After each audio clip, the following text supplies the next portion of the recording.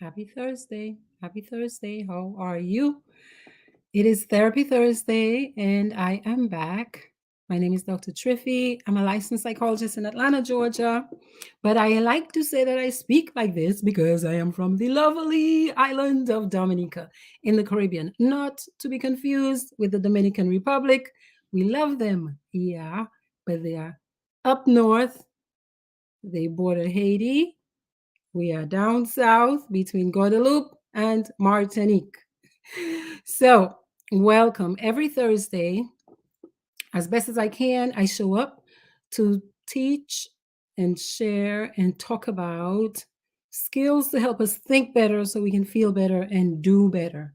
And tonight, I'm talking about a powerful subject: toxic anger. But I want to start with a sad story. It's a story of two men in Dominica who were not born in Dominica, two expats, one Canadian and one American, who were both new, relatively new, property owners in Dominica. And I'm going to read you a story from the Hollywood Reporter, written today, Thursday, December 7, 2023. The story goes like this. Veterans of the computer graphics industry are expressing shock and sadness over the death of Daniel Langlois, the influential founder of pioneering 3D computer graphics software developer Softimage, whose tools were used to create visual effects on countless notable films, among them Jurassic Park, The Matrix, Men in Black, The Fifth Element, and Titanic.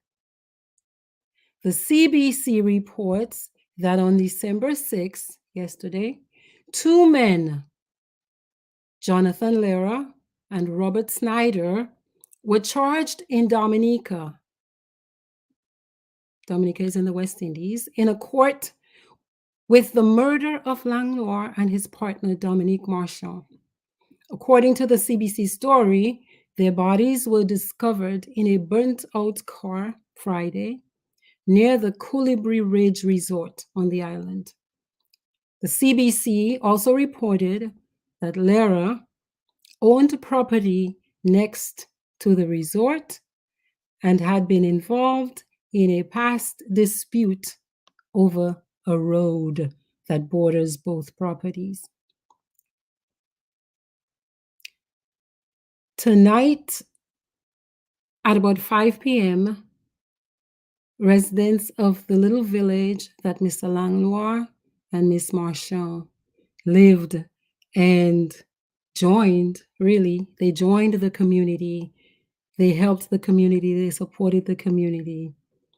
They gathered this afternoon to pay tribute to the couple who lost their lives over what boils down to long-standing toxic rage. Toxic rage of one person who was not happy, to put it mildly, that people were able to pass through his property on roads that had been there for many, many, many, many, many years before he even came to the island. And because the roads bordered his property, led to Mr. Langlois' resort, the story is that over time, this man's rage accumulated and erupted in him, potentially harming the couple.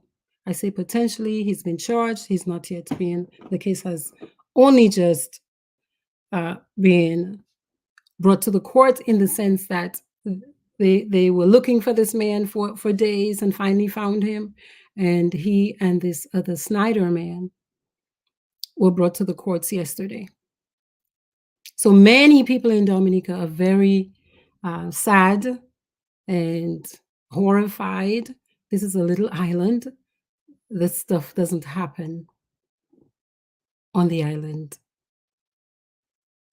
At least I cannot recall an incident like that. So it's very, very distressing for many people. And I thought I would talk about toxic anger tonight. What is toxic anger? Toxic anger is used to describe anger that is excessive and it's persistent, it doesn't relent, and it yields negative consequences for both the person experiencing that kind of anger and people around that person. So I'm actually going to share a post from someone unrelated to this incident. This person wrote the post years ago. That person was a tourist crossing this man's property lines, I suppose you could say. And this is what the post sounds like. This person says, Google this terrible lawsuit and read the complaint and judge's order. The name of the lawsuit is Danielle Langlois, Petit Colibri Guest Cottages Incorporated versus Jonathan Lehrer Bois Cotelet Incorporated. The last time I tried to drive to Colibri Guest Cottages, I was stopped by Jonathan Lehrer on the public road and told to turn around and go back. He said that this was his road. And the person writes, lie, exclamation point. That's when I looked up the lawsuit. The judge told him to stop doing that. So you can read more about the story. Just Google it, you'll find it. But clearly you can see there are several other postings from people who had interactions with a particular person, and that person's way of dealing with them was highly excessive, persistent. And it was not just with one particular person. This gentleman seems to have been that way with many people, even community people. So is anger bad? Of course, anger isn't bad. Anger is a natural emotion, like sadness and fear and joy, excitement. However, if it is not expressed appropriately to facilitate communication, build relationships, express what we're feeling, if it's not expressed well, particularly if you're the person on the receiving end of somebody else's out of control anger, it can be a very distressing and life-threatening situation. Anger that's not expressed properly can shut down communication. I mean, who wants to talk to somebody who is bent on not listening or who is in an incessant rage? It becomes too much for us. It becomes too much. What does toxic anger look like versus healthy anger expression? Again, toxic anger is very different than expressing your rightful rage. And it can have many long-term physical, mental implications for your health. Toxic anger can show itself in many ways. For example, very aggressive behavior, like that person described in their post, verbal abuse, name calling, physical violence to the point of what we saw happen in this incident.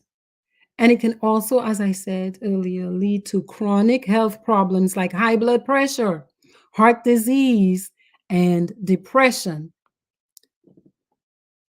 If you grew up in Dominica and you're familiar with Creole language, Creole is a language that our ancestors created. There's a word in Creole called kole, and there are many people who have died in an episode of kole, rage to the point that their bodies couldn't take it. How does anger affect your body? All of us, let me not say all. I tend not to use the word all and never very often.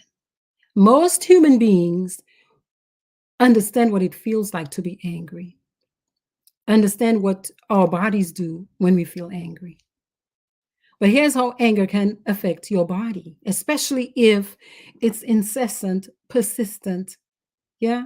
Just like bubbling. There's some people who are walking around with anger that has been unreleased, unaddressed, unprocessed, and it's just like a volcano waiting to erupt. Many of these people suffer from more frequent migraine headaches, mm, increased pressure around their eyes. Like I said, high blood pressure. There's decreased blood flow to your digestive system. Some people suffer from dry mouth. Some people's vision gets impacted and becomes blurry. Some people have decreased thyroid function, increased heart rate. mm, We're talking about high blood pressure, increased blood glucose levels, increased likelihood of heart attacks and stroke. There are a lot of negative consequences when we don't practice managing and dealing with our anger properly. And there are proper ways to deal with it. It's just another emotion. There are some factors that will contribute to toxic anger. So I'm going to give you a couple. One is past traumas. Past traumas, a huge culprit. Many people are responding to us today. They think they're responding to us today. But in fact, many of them are stuck in prior experiences that triggered their angry feelings, but they did not handle it then. Anger is a secondary emotion. So anger often shows up with another emotion. Think of anger like a big brother emotion that's coming to protect a little sister, tender feeling like sadness or anxiety or feeling put upon, disappointment, feeling like you were taken advantage of, like somebody crossed your boundaries and you didn't get the opportunity to express yourself about it. Think about a child who grows up in a family where dad is a rageaholic. There's physical whoopings for this, that, and the other. This child is unable to say, I don't like this, I don't like that. Can you see how anger can get, it just gets stuffed. It gets stuffed in many people. And we live in a culture where many of us are taught that anger is bad. But anger isn't bad. Anger is just an emotion. What we do with the anger is potentially bad and clearly life threatening. So it is imperative to understand how to feel your rage and what to do with that. Another cause, another factor that contributes to toxic anger is stress, persistent stress in particular. So in this instance, you have these men who for years and years have been going through the court system, have been having interactions on a day-to-day basis. What happens when you're interacting with somebody that you're arguing with? Of course, yeah, every stress hormone is elevated. Yeah. Mental health challenges like anxiety can trigger our anger. Depression too triggers anger, irritability. And there are also personality disorders where anger is a big part. So for many people, too, the way that anger works with our bodies, rage can become addictive. If I felt small, if I felt weak, if I felt put upon, less than, and I get to where I realize I can use my rage to take care of myself. Do you not see how many people do that when they finally can? And your body becomes, it can become intoxicating. That state of power, that state of power. I'm sure there are many of you who can relate to feeling like as if maybe you'd lost your mind in a rage episode. Yeah. I know I can relate to at least once or twice in my life where I lost my temper. Yeah. I remember once when I had just finished my doctoral degree. overwhelmed, stressed from writing a dissertation that was, oh my God, so much work. And I had just graduated and I went to a photographer at a Walmart to get some pictures of my graduation. And I did my transaction, went home, paid for whatever it is I thought I had paid for. And I went home, and perhaps maybe a couple days later, the person called and they said, um, you didn't pay, you didn't pay the amount you were supposed to pay. I don't know why. Well, I didn't know why then that I lost it to the point that I lost it on the phone and I lost it. But I think when I looked back on it, I was so overwhelmed. Essentially felt like I had been through a post-traumatic kind of experience completing the doctoral degree. It's a lot of work. And I just felt like this person was pushing me in the moment, like just beyond what I was willing to take in that moment. But a lot of us can relate to being in that space where you're like, is this me doing this?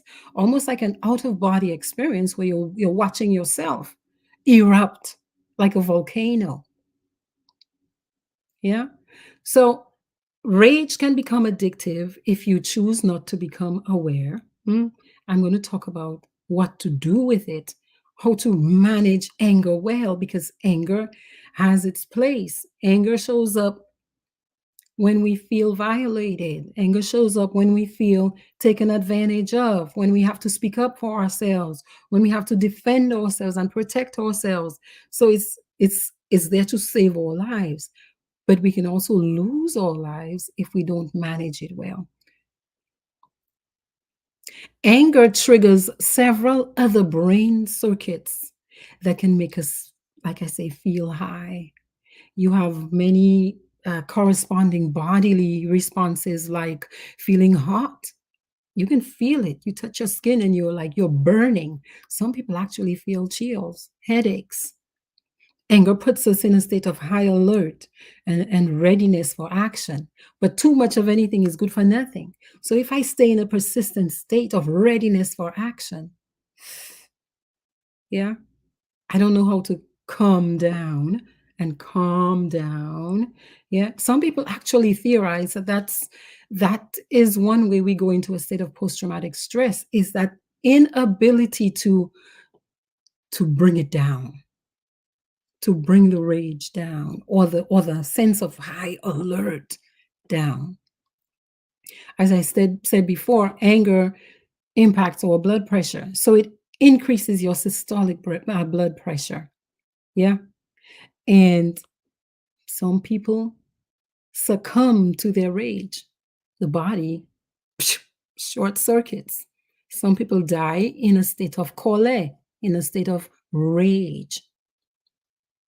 So, what can I do as a rational adult to manage my anger feelings when they show up so that I don't find myself yelling at a poor clerk at Walmart?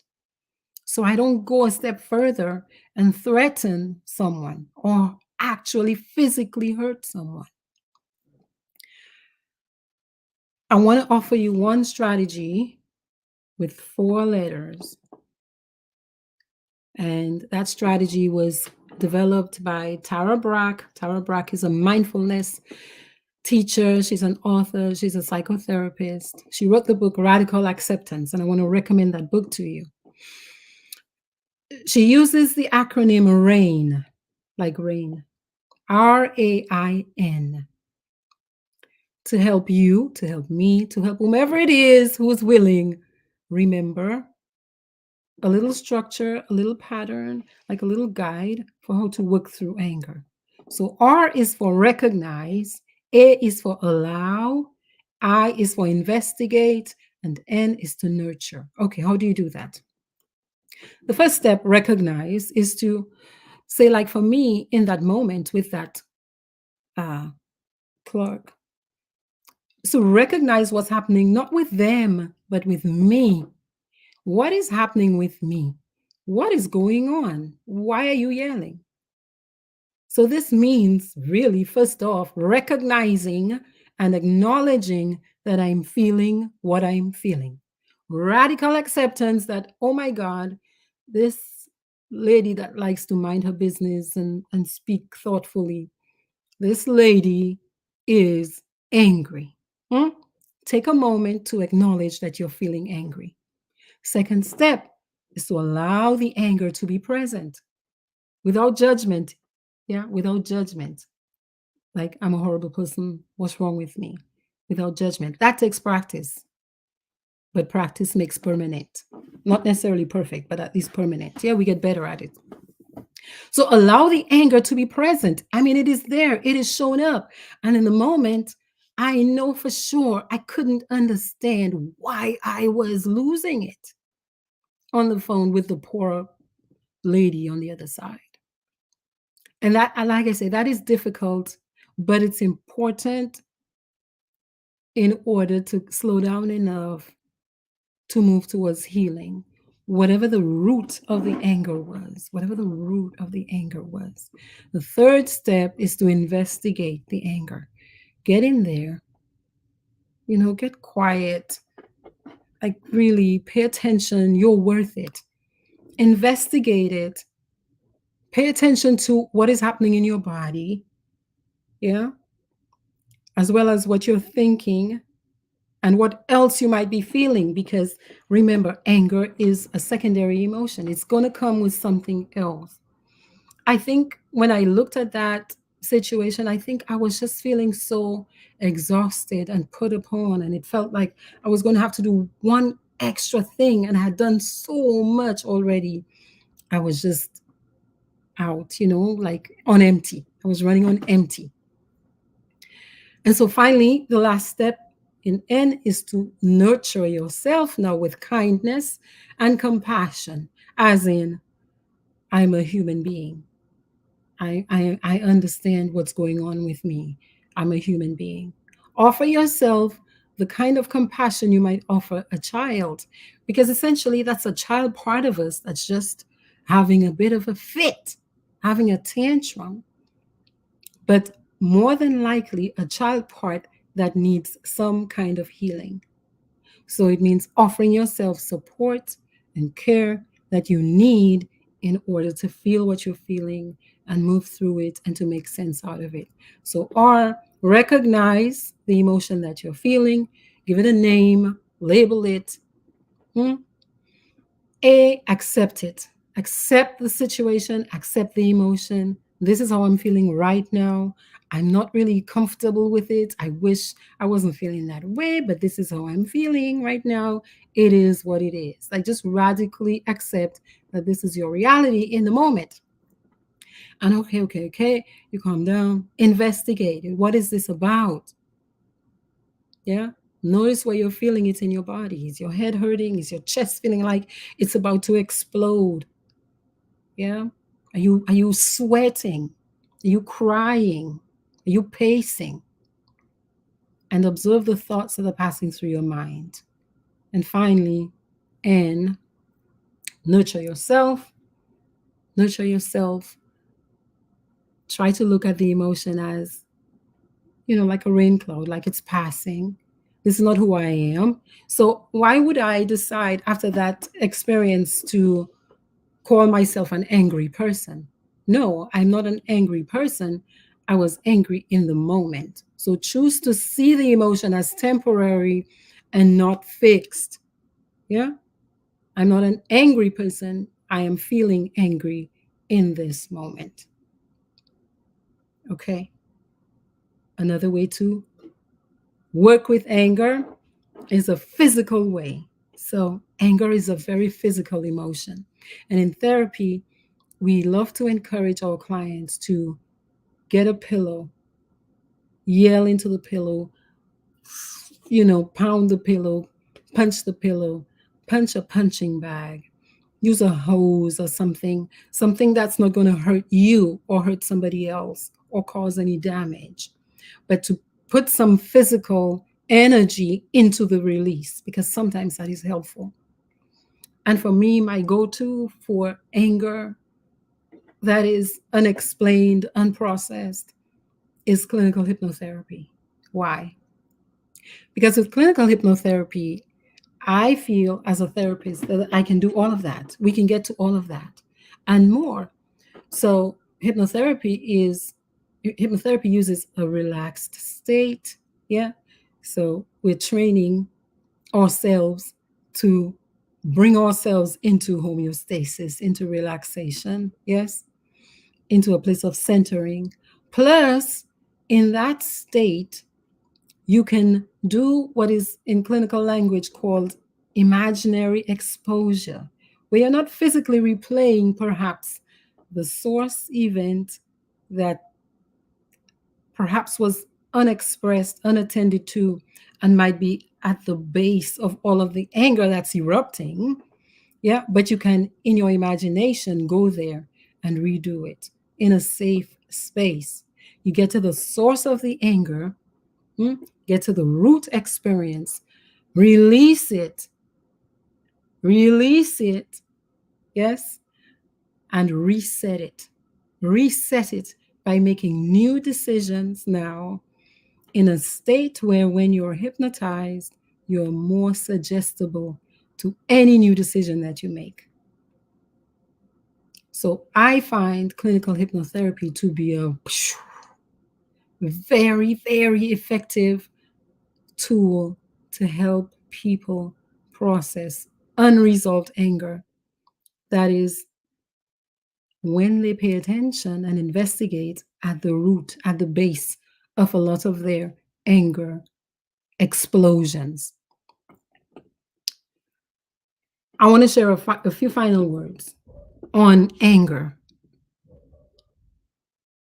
What to do if you're dealing with an angry person, especially an angry person who threatens you. What's a threat? I mean, there's several types of threats. A person might threaten to uh, talk bad about you, or they might say to you or demonstrate to you that they want to harm you or something that belongs to you. Yeah. Physical harm, emotional harm, damage to your belongings. I'm going to do something to your house. I'm going to do something to your child. I'm going to do something to your pet. Person might be right there next to you threatening you, or they could be calling you on the phone. Yeah. Sometimes there are calls on the phone. We call these prank calls. Look, sometimes the threat is not real. It seems like the person is joking, but you just never know. And so you deal with something like that, like a prank call, like a threat, because you're not sure. And your safety must be first. Their electronic messages, text messages, emails, and their hate crimes, right? Those are threats that have to do with your race or religion or your sexual orientation or where you came from or your whatever other identity. How do you respond to a threat? Foundationally, it's got to be, I take every threat at face value. So whatever it is you say you're going to do to me, I believe you. So your job, if anybody threatens you, is to take it seriously and to plan for that potentiality. Don't ignore it. You don't wish it away. You don't pray it away. You plan for it. And what you do, of course, depends on the type of threat, how serious the threat is, how likely it is that the person can, carry it out.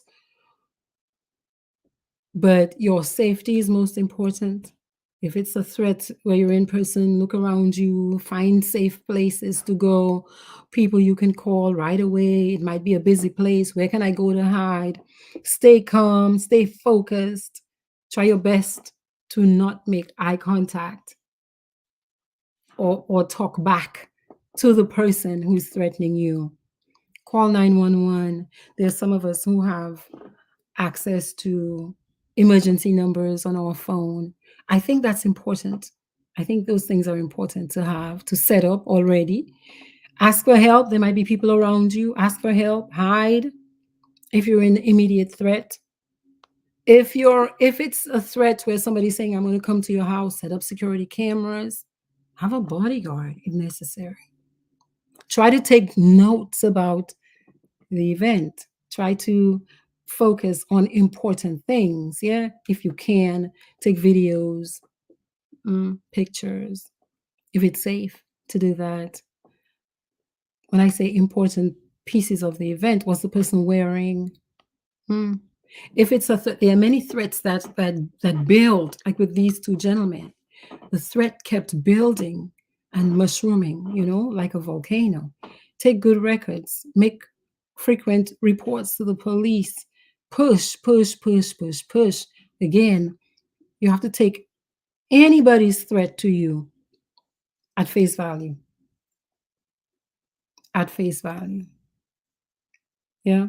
So if you're in that situation right now, I really want to encourage you to use legal support, because there are a lot of people who the anger is about personality disorders, and you're not going to change that person's mind. I'm sorry. Okay. And many of them will not change their minds. If a person has a personality disorder, or if they're fixated on you, there are some people who are fixated on you. I'm sorry, your answer is going to have to be distance and involving the legal system. You can never underestimate a threat. There's no point in it. There's no point in it. Okay? So, yes, this situation in Dominica right now, it's just very, very, very sad and disappointing, because this family has been so good, to the people. And yes, it wasn't as if one of the local people did it, but it's very painful, very painful. Let me share some of your comments. Thank you all for joining. Facebook user says, Ibone, she's early. And I'm assuming it's a woman. Ambrose says, so many Dominicans.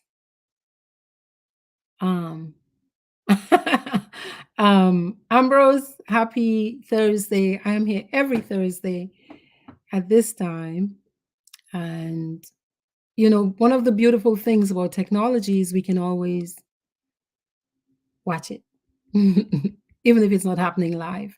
You remember when we had to listen to things live or else we would miss it? No, we don't have to do that. So, Elizabeth, good evening to you. My sister, Colson, good evening.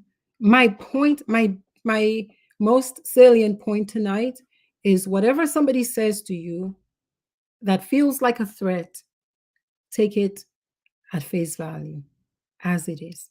Okay? Colson says, thank you for taking time to educate us. You're in school to learn something. Yes. Chiketo says, well said, my friend. Junie says, good evening. I hope you're doing well, Junie. Never, never, never underestimate a threat. Sometimes we think, oh, I know this person. Even in relationships, you have people who do that. You're like, oh, they'll never do that to me. No. Oh, we have the same grandmother. They'll never do it to me. Nonsense. Nonsense. You take people at face value. Do you find yourself threatening, as a regular person, do you find yourself threatening other people? And why not? Yeah, it's just out of the abundance of our heart we speak. So if a person is saying something to me, clearly they're thinking it and they're feeling it. So don't minimize it. Don't underestimate it. Follow through on legal systems, the police, lawyers. These gentlemen, they did the legal thing, but unfortunately that resolution, I don't know that it worked for them.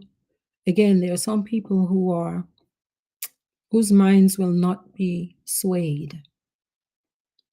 And that's because of many reasons, including mental health problems, including and in particular mental health problems, particularly personality disorders. Okay. So this Thursday, I hope you remember rain. Okay. I hope you remember rain when you yourself, when you're feeling overwhelmed with angry emotions. And sometimes we don't know what's going to set it off because it might take in a therapy session a long time to figure out, well, this is actually connected to me at 7 years old, my dad doing XYZ. This is what this is about.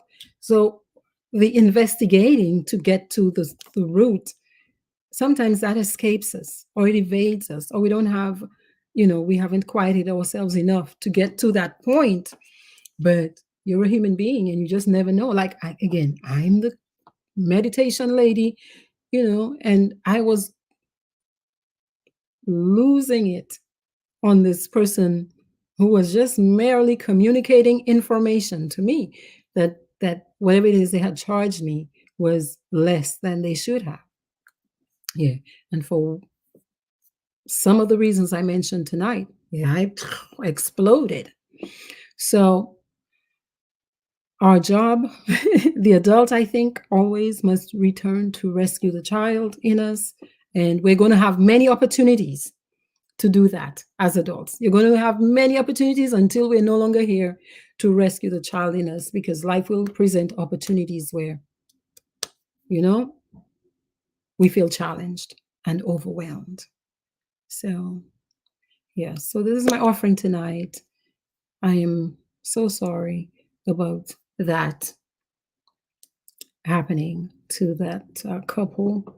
And those of you who are close to them, the people in the village, Sophia people, yeah, I'm sending you all my best. All right. I want to keep encouraging you all to learn skills. And these are skills. So before today, did you know about rain? Yeah. Is that a skill? Is that a strategy you can teach your child, your grandchild, so they know how to process their emotions? So learn the skills to think better so you can feel better and do better. All right. Peace. Nous que parlions l'autre fois. We will talk another time.